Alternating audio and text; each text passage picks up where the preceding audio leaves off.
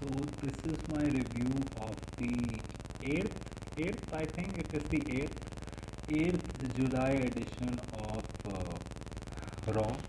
Not much happened. I would say the last week's episode was probably better than this week's episode, but the notable things that happened were that the Zaruka were added to the Evolution Fatal 4-way tag match, and then apart from the Julia match, every match has been announced, and I don't see that match happening on Evolution because like the way that they were doing the promo packages and the way that they were like doing the whole match card, it didn't feel like they were gonna add anything. Even on Saturday night's main event, like, there have been only three matches announced.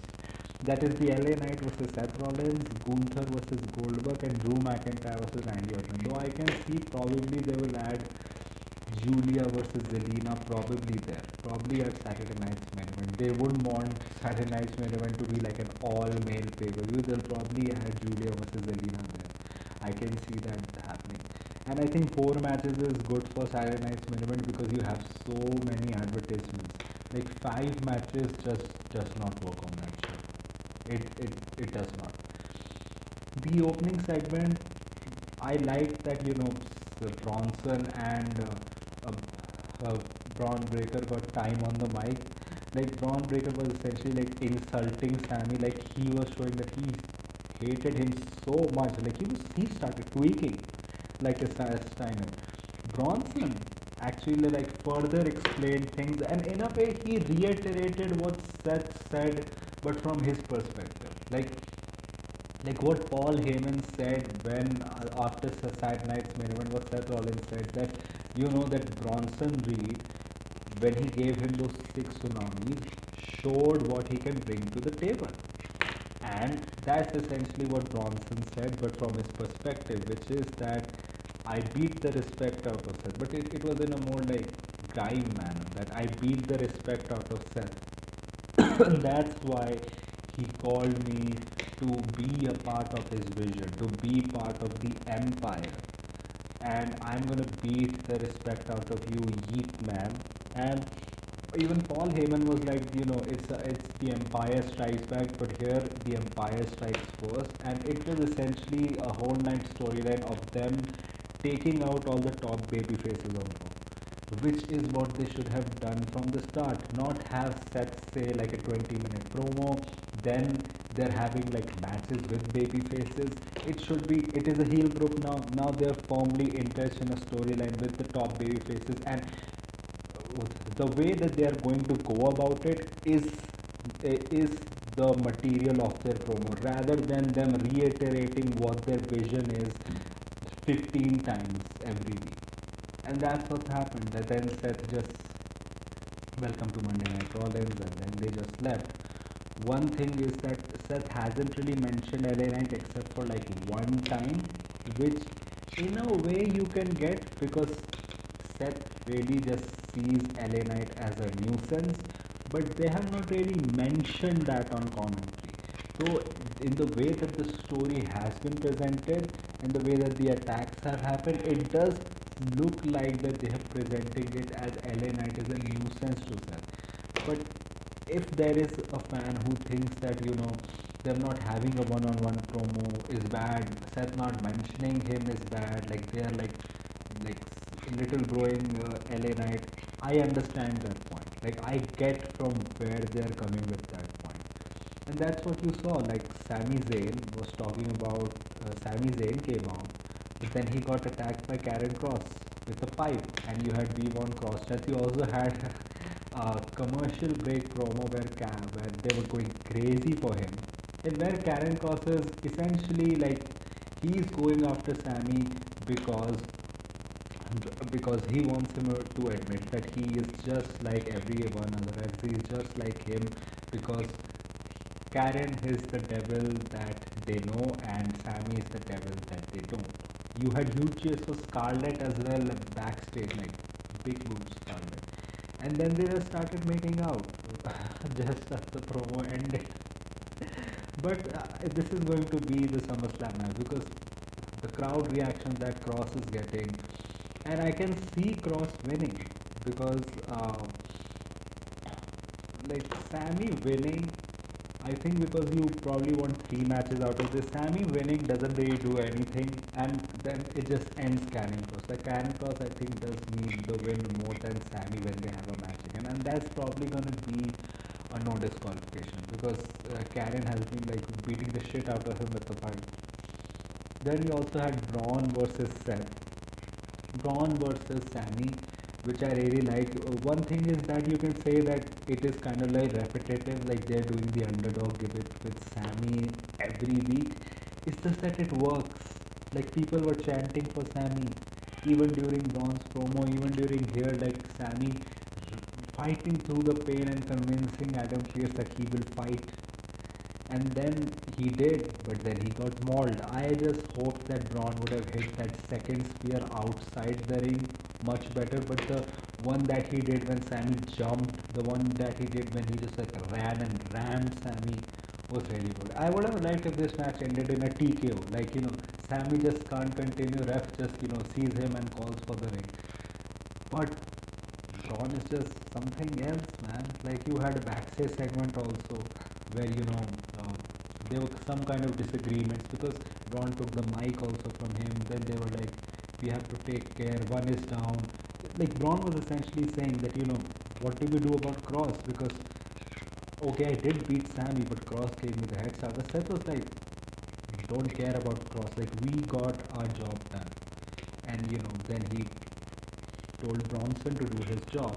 You had Bronson versus Jay, which didn't really go long, but for like the 3 minutes that it did go, it was fast paced and I liked it. Then Bronson just heated a chair on Jey Uso's face, so Jay won by disqualification. It shows how much they are protecting Jay because giving him a pinfall win over Jay Bronson, here giving him a DQ finish while Penta also lost later in the night and Sami Zayn lost is a big thing. And then Braun gave him two tsunamis. It's just one thing is that LA Knight returned 1 week after getting like put through 3 or 4 tsunamis and Jey Uso has got two. So if they have him like if they write him off for a while, it will seem like Jay is you know weaker than LA Knight. Do they want to show that? Because LA Knight made this point in a promo package that he had later in the show, where he laid out that you can hold on to the briefcase, but I'll be the one standing with everybody saying LA Knight, yeah. And this was a night of video packages. I think they showed the JD and Kairi Sane video packages which were shown last week, this week also. So that kind of indicates to me that they are seeing something. I can see JD having an Intercontinental title match. I don't see him winning that, but I can see him having a match. And Kairi Sane, I think, is going to be a single star. I think the thing that happened with the Kabuki Warriors getting reformed first, this was probably the funniest segment of the show. It was the first segment, I think, where they had like a vigil in the Judgment Day clubhouse, where where then Raquel came up with like she's not dead, she's rehabbing. But they're like, Finn was like, it took me 8 months, but you see, Roxanne did such a great job. It is just in her honor. And then Raquel was also like to the vigil, which was very funny. I like that dynamic that Raquel was like, if the Chiquita can do what she said, it is to beat up Kairi Sane, and Roxanne said, yeah, I will do it. And then they went off, but then Dom was checking that there was a cake, and that cake, it was written like get well soon by AJ, and then AJ Styles from nowhere showed up behind like a tape rack something, and then did this, and then when this Dom came to check there, he just disappeared. And I like this funny AJ Dom stuff. Like them not having the match at Clash of Champions has actually like made their feud more interesting and funny. Though I do think this is leading to Dom probably losing the Intercontinental Championship to AJ Styles at SummerSlam. And I can see AJ not really having a long reign. I can see Finn taking the title of AJ. And I can probably see then either Finn pushing Dom down to the tag division, like making him do all the dirty work, then after the match then holding both the titles, like them doing like the whole Dom humiliation storyline. I can see that happening also. like apart from that, you had Roxanne versus Kyrie. I think the match at the starting was a little bit wonky, but by the end it got really good. The middle and the end was good. The ending also was a little bit slow, but the match was good. I like it. In the end, Kyrie won with a roll up, and Kyrie is on a fire literally. Like she's been winning a lot of matches. After the match, Roxanne and Raquel attacked, but then Asuka returned, and the chops that she gave in her fucking black jacket was really awesome. And in the end, Adam Pearce added them into the Raw as the representative of Raw. And it is stacked. Like, first thing is, you can say the way that they have added these teams, it shows like the creative bankruptcy because they added Zaruka while last week Ezydame and Tatum Paxley won the literal tag match. I know it was not for the qualification, but they won the tag match.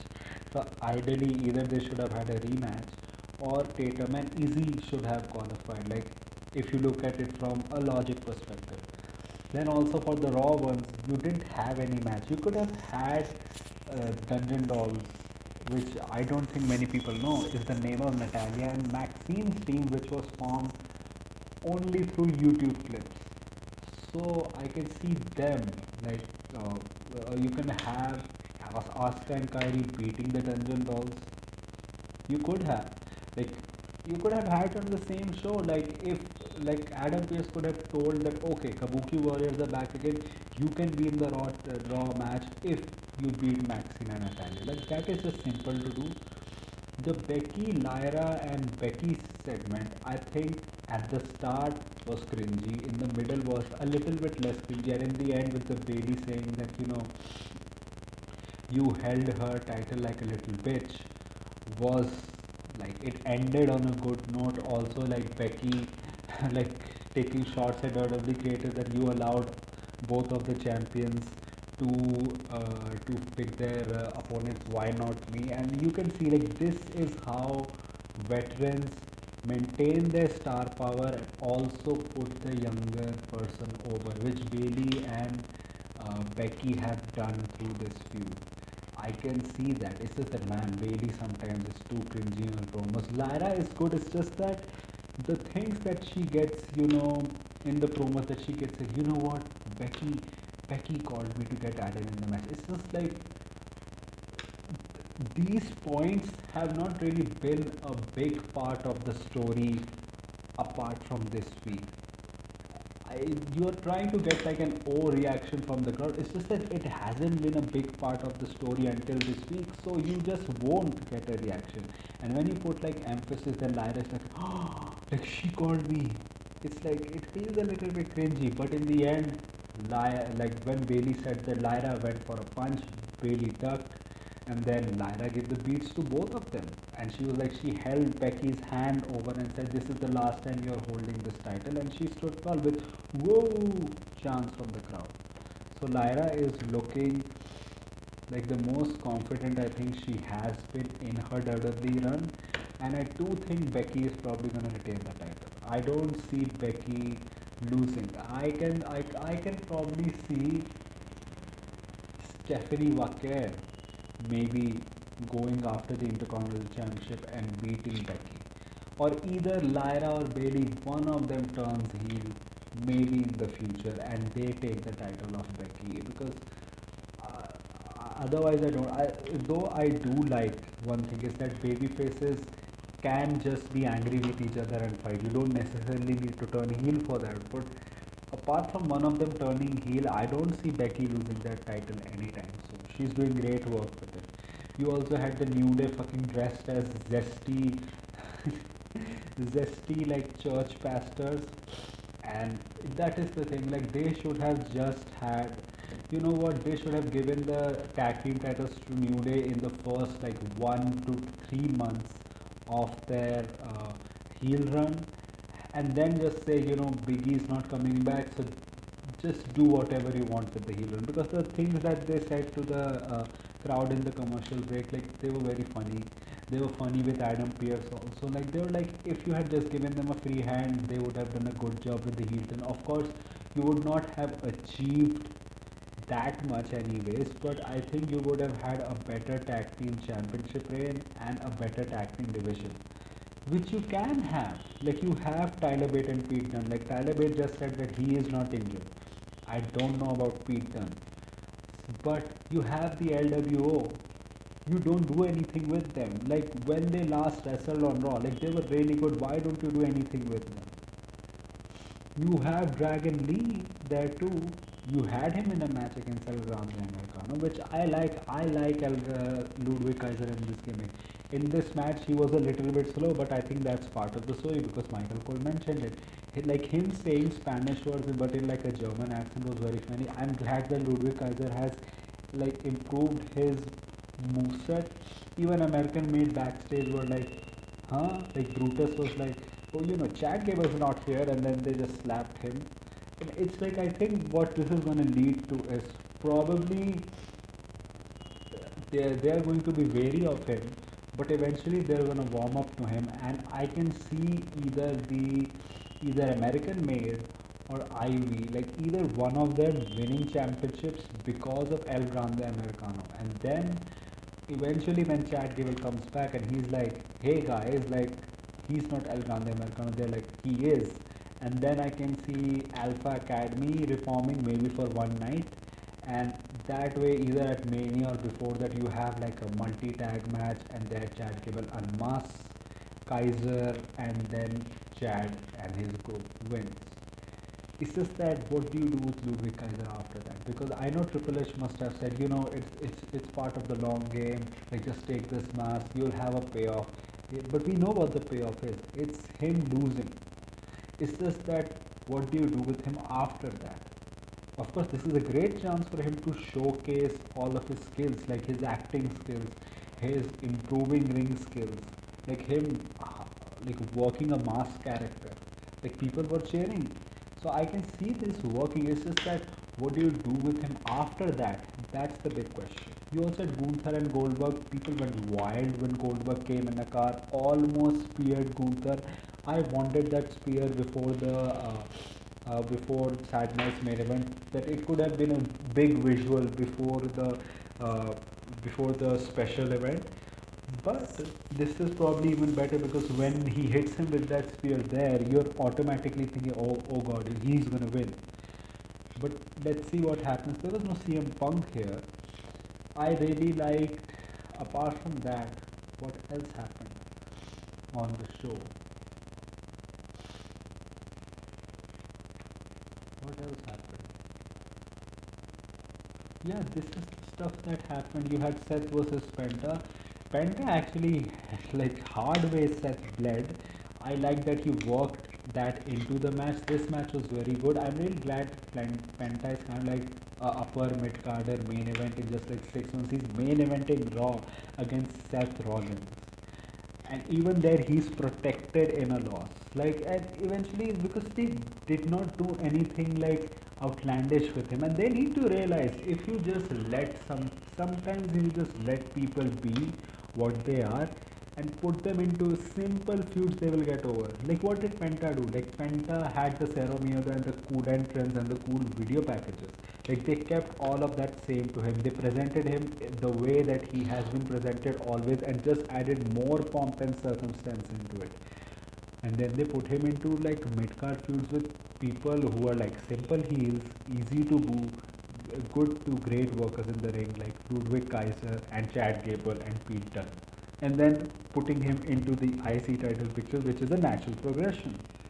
And then having him be one of the baby faces going up against Seth's faction, which also makes sense. So there is gradual progression, and there is not much tinkering to do with it, almost enhancing Penta.